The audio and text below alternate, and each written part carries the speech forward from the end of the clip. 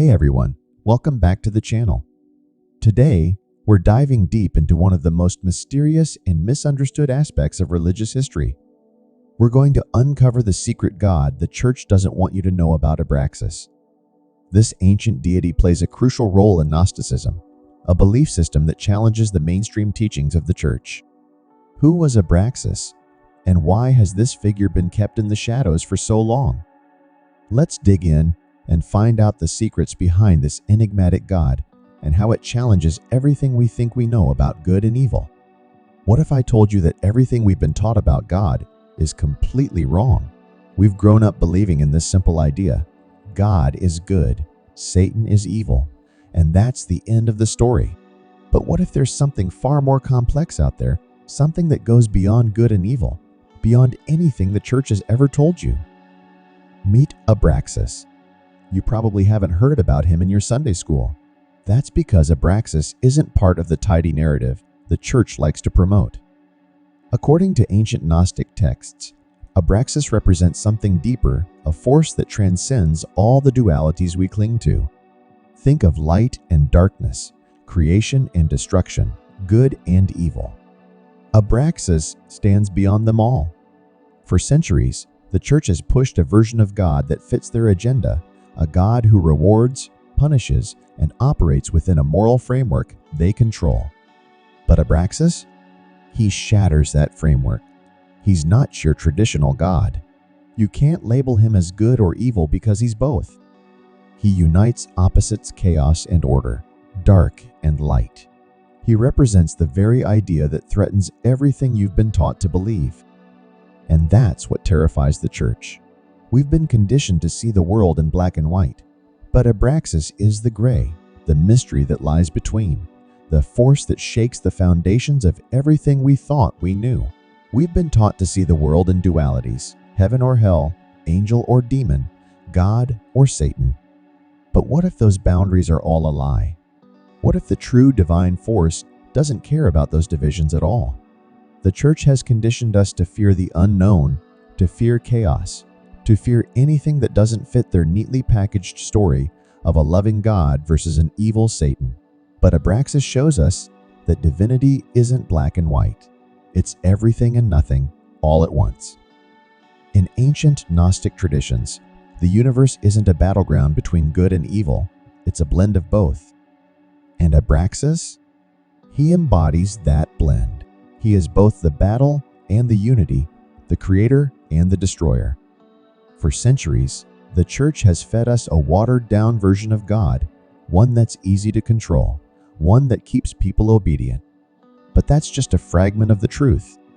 There's a deeper, messier, more complex reality behind the divine, one the church has worked tirelessly to keep hidden from us. But here's the secret: Abraxas has always been there, lurking in the shadows, hidden in texts the church has branded as heretical or dangerous. The Gnostics, who revered Abraxas, were silenced, their teachings buried. Why? Because they didn't conform to the simple narrative the church wanted us to believe.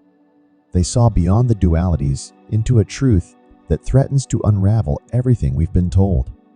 We've been taught to see the world in black and white, but the truth is far more complicated.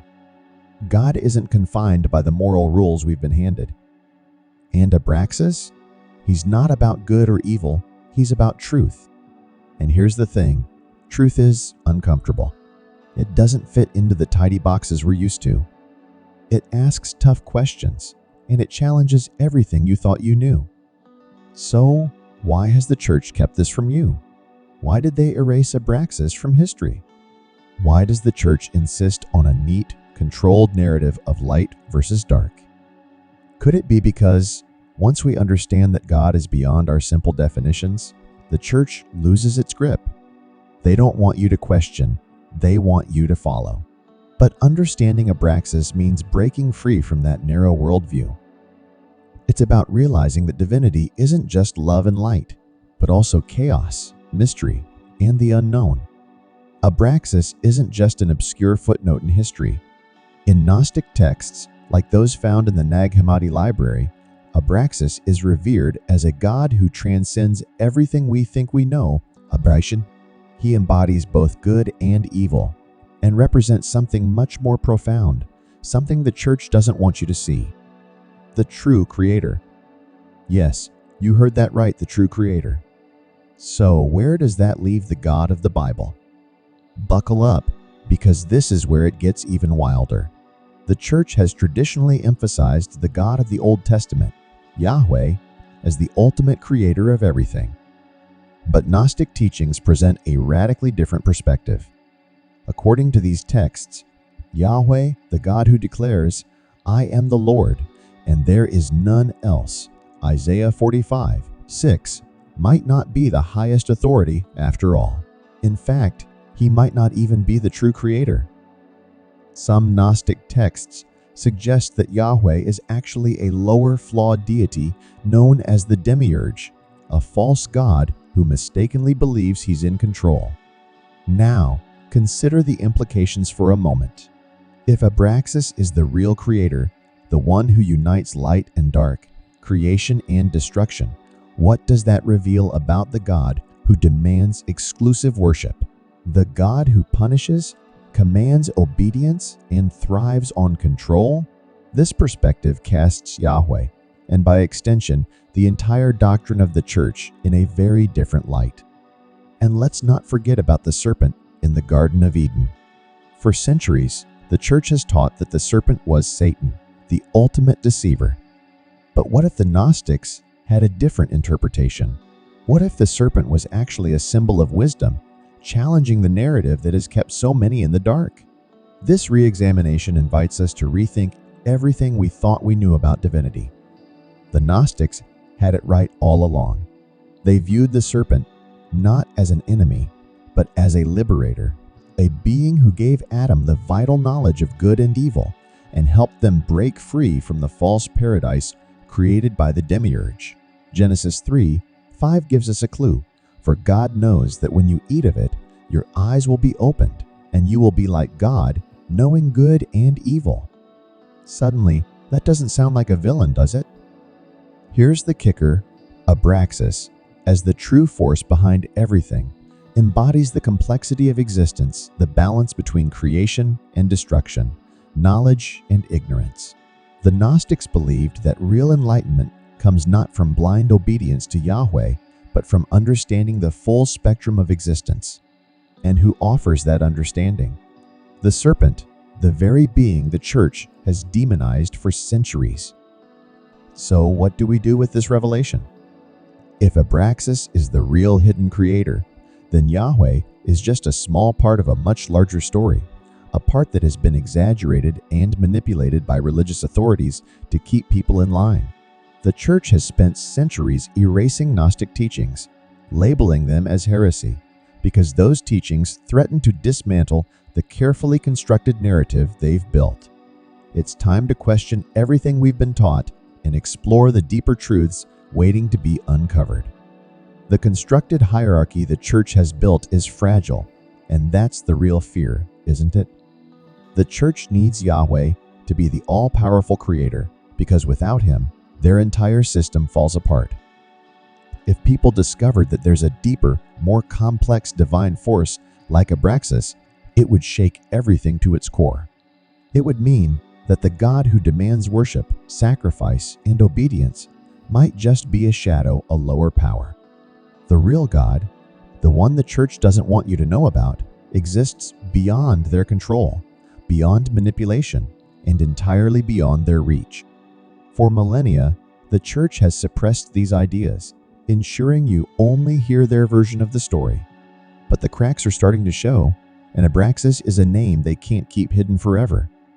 Now that we've peeled back the layers on Abraxas and revealed the complexity of the divine, let's talk about the demiurge, the being pulling the strings behind the reality we think we know. The God the church has you worshiping might not be who you think he is. The Gnostics warned us about this, describing the demiurge as a false god, a being who created the physical world not as a gift, but as a trap. He's the one responsible for this flawed material universe filled with suffering, decay, and death, and he's convinced humanity that this is all there is. The kicker? They associated him with the very idea of a God who demands obedience, keeping us bound to a reality that may not be the ultimate truth. It's time to wake up and question everything we've been taught. The demiurge is none other than Yahweh, the God of the Old Testament. That's right, the same God who flooded the earth in Genesis 6:13, destroyed cities in Genesis 19:4, and demanded sacrifice after sacrifice. He isn't the all-powerful creator he claims to be. He's a lesser God trying to keep us in ignorance. But why would the demiurge do this? The Gnostic view is clear. The demiurge is deeply flawed. He believes he's the supreme being, but in reality, he's an arrogant, jealous entity desperate to maintain control. In Exodus 34:14, Yahweh declares, "For the Lord whose name is jealous is a jealous God." The Gnostics interpreted this as a sign not of divine greatness, but of a deeply insecure creator clinging to his power. What the demiurge doesn't want you to realize is that you are far more powerful than you think. He didn't just create this material world to control you physically, he aims to control you spiritually as well. He distracts you with earthly pursuits, wealth, status, fear, and punishment to keep you from seeking higher knowledge. This is the gnosis that could set you free. You weren't meant to live and die under the thumb of a lesser deity. You were created for so much more. It's time to awaken to your true potential and break free from the chains of ignorance. Your soul was meant to transcend this jealous God, to rise above the material and reach for the true divine that exists beyond the demiurge's grasp. Think back to the story of the Garden of Eden. We've been taught that the serpent was the villain, right? But take a closer look at Genesis 3:5, where the serpent tells Eve, "God knows that when you eat of it, your eyes will be opened, and you will be like God, knowing good and evil." In the Gnostic interpretation, that wasn't the voice of Satan, it was a warning. The serpent was offering humanity a chance to break free from the demiurge's deception. The forbidden fruit was the key to seeing through the illusion, to understanding that this world and this life are a cage built by a false god. Now, if the demiurge's goal is control, how does he maintain it? Through fear. The Old Testament is filled with examples of Yahweh's wrath floods, destruction, and punishment, all designed to instill fear in humanity and keep us obedient. This is the essence of the demiurge's power. By keeping us terrified of divine retribution, he ensures we never question his authority. He wants us to believe that the material world he created is all there is, that suffering is part of God's plan, and that we are powerless to change our fate. But the truth is, you hold the key to liberation. It's time to break free from the chains of fear and embrace the knowledge that can set you free. What if you're not as powerless as you've been led to believe? The Gnostics offered a different path, one that the church has buried under centuries of dogma. They believed that through gnosis, or knowledge, you could see through the demiurge's lies and reclaim your divine spark. This isn't just spiritual rebellion, it's a radical reimagining of reality itself. The demiurge doesn't want you to know the truth, because once you do, his grip on your soul begins to loosen. You start to see beyond the physical world, beyond the cycle of birth and death, and catch a glimpse of the higher, unknowable reality that Abraxas represents. Now that we've uncovered how the demiurge traps humanity in the material realm, here's something even more profound. The church has actively suppressed the feminine force behind creation, Sophia. She holds the key to understanding why everything feels so broken. But don't expect to hear about her in your Sunday service. Her story has been erased, distorted, and hidden by the very institution that wants you to believe creation was perfect. The truth is, it wasn't, and Sophia is the proof. In Gnostic texts, her name literally means wisdom, and she embodies the divine feminine that has been silenced for far too long. It's time to bring her story back into the light and understand the true nature of creation, healing, and the divine balance that has been missing from our understanding for centuries.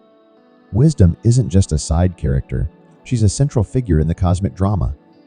Sophia is a divine emanation of God, a powerful spiritual force. But here's the kicker. She's the one who accidentally created the demiurge. That's right. The flawed, jealous creator of the material world we discussed was born out of Sophia's fall, an event that fundamentally shifted the balance of creation. Sophia's story is one of tragic wisdom. In her quest to know the infinite divine, she acted alone, without the guidance of the true God. This decision led to the birth of the demiurge, a being that embodies ignorance and arrogance. However, rather than being cast as a villain, Sophia is portrayed as a figure who realizes her mistake and dedicates the rest of cosmic history to correcting it. Here's where it gets really interesting. Gnostic texts like the Pistis Sophia describe how, after her fall, Sophia seeks to redeem humanity by helping us recognize our divine spark, the very thing the demiurge wants to keep hidden. In many ways, she's the true savior, not the God of the Old Testament or even the Christ figure that's often been glorified. Sophia represents the wisdom and understanding that can lead us out of the shadows of ignorance, empowering us to reclaim our place in the cosmos. It's time to embrace her story and recognize the profound wisdom that has been overlooked for far too long. In contrast to the portrayal proposed by mainstream Christianity, Sophia is the one trying to wake us up from the dream of material existence, from the prison that her creation, the demiurge, has placed us in. The Church has made a concerted effort to marginalize or erase Sophia's role because acknowledging her existence undermines the entire narrative of a perfect, all-powerful male creator. It also disrupts the idea that sin and imperfection originated solely from humanity's disobedience. Sophia's fall suggests that creation itself was flawed from the very beginning. The material world, born from a mistake, is not the paradise the Church wants you to believe it is. It's broken. And the only way out is through knowledge, through gnosis, specifically the kind of wisdom that Sophia represents. Let's not overlook how Sophia's presence reintroduces the divine feminine into a system that has been relentlessly patriarchal. The Church has erased or minimized any trace of female power because it challenges the male-dominated structure they've built over millennia. In mainstream Christianity, God is always referred to as male. Jesus is male. The apostles are male. But Sophia represents the divine feminine, the missing half of the story. Consider Proverbs 8:22-31, where wisdom is personified and speaks of her role in creation. This passage not only highlights the importance of Sophia, but also serves as a reminder that the divine is not confined to a single narrative or gender. It's time to embrace the fullness of the story, recognizing that both the masculine and feminine aspects of the divine are essential to our understanding of existence. The Lord brought me forth as the first of his works, before his deeds of old. I was formed long ages ago, at the very beginning when the world came to be. That's Sophia, the embodiment of wisdom. Yet, she has been pushed to the margins, hidden behind layers of doctrine that insist creation is perfect and male-driven. Sophia's role complicates everything. If wisdom itself played a part in creating the world, and that creation turned out to be flawed, then perhaps the Church's version of God, who supposedly made everything perfect and good, isn't telling us the whole story. Maybe the real narrative reveals that Sophia, the divine feminine, has been working behind the scenes to help humanity reclaim its lost divinity, break free from the demiurge's control, and reconnect with the true source of all creation. Here's the hard truth. Sophia's existence challenges the very foundations of the Church's teachings on creation, sin, and redemption. It's no wonder they don't want you to know about her. Sophia reminds us that the divine isn't solely male. It's not just about authority, control, and obedience. The divine is also wisdom, a nurturing force that invites us to seek understanding and embrace our own spiritual journey. By rediscovering Sophia, we can start to unveil a richer, more inclusive picture of the divine that encompasses both the masculine and feminine aspects of existence. Compassion and the relentless pursuit of redemption, especially when that redemption involves correcting a cosmic mistake. But how do we escape this prison of ignorance? This is where the concept of salvation takes a sharp turn away from what you've been taught. The church tells us that salvation is all about faith in God, in Christ, in the doctrines they've established. But the Gnostics had a radically different perspective, one that challenges the very foundation of Christianity as we know it. For the Gnostics, salvation doesn't stem from blind faith. It doesn't come from simply believing in God or following a set of rules. In fact, it doesn't even hinge on Christ's sacrifice on the cross, which is central to mainstream Christian doctrine. No, for the Gnostics, salvation is something much deeper. It emerges through gnosis, through knowledge, but not just any kind of knowledge. It's about a personal, mystical understanding of the divine that pierces through the lies and illusions that surround us. Welcome to Sophia Science TV, where we take you on an exhilarating journey through the cosmos and unravel the mysteries of science. We are excited to offer you the opportunity to become a valued member of our ever-growing community of cosmic enthusiasts and knowledge seekers. Exclusive access to cosmic content. As a member of Sophia Science TV, you will gain exclusive access to a treasure trove of cosmic content, including documentaries, interviews with leading scientists, space missions updates, and awe-inspiring visualizations of the universe, live Q, and sessions with experts. Your membership will grant you the chance to participate in live Q and sessions with renowned scientists, astronomers, and space explorers. Get your burning questions answered by those who push the boundaries of human knowledge. Embark on a journey that spans the cosmos and join us in unraveling the secrets of the universe. Become a Sophia Science TV member today, and together we will reach for the stars. Thanks for watching. Subscribe, like, and share. Don't forget to leave your comment.